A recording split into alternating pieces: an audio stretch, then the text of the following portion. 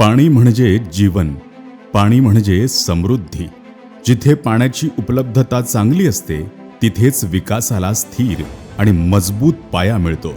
फुलंब्री शहर आणि परिसर पाणीदार करण्याचा संकल्प सुहास भाऊंनी सुरुवातीपासून मनात ठेवलाय.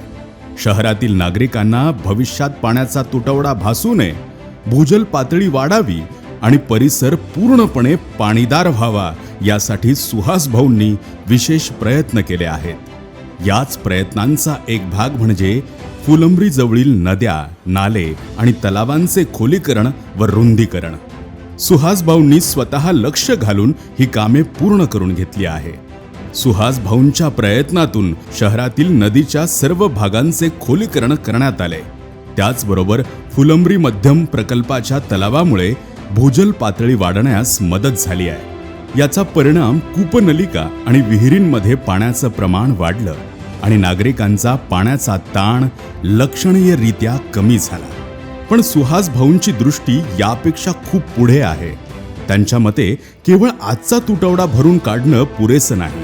भविष्यात पाण्याची वाढती मागणी लक्षात घेता नवीन जलस्रोत आणि जलसाठे निर्माण करणं तितकंच आवश्यक आहे. म्हणूनच त्यांनी एकाच वेळी दोन महत्त्वाच्या गोष्टींवर लक्ष केंद्रित केलं.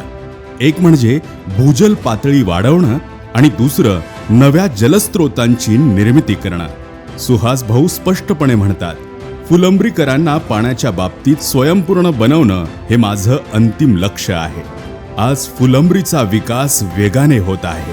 विकासाच्या या वेगाला पाणी टंचाईचा खोडा भासू नये म्हणून सुहास भाऊंनी आत्तापासूनच दूरदृष्टीने नियोजन सुरू केले आहे. सुहास भाऊंच्या याच नियोजनाला आपले मतरूपी आशीर्वाद हवे आहेत. म्हणूनच येत्या नगरपंचायत निवडणुकीत आपण भारतीय जनता पक्षाच्या कमळ या निशाणी समोरील बटण दाबून सुहास भाऊंसह त्यांच्या नेतृत्वातील सर्व उमेदवारांना प्रचंड बहुमताने विजयी करा, हीच या निमित्ताने नम्र विनंती.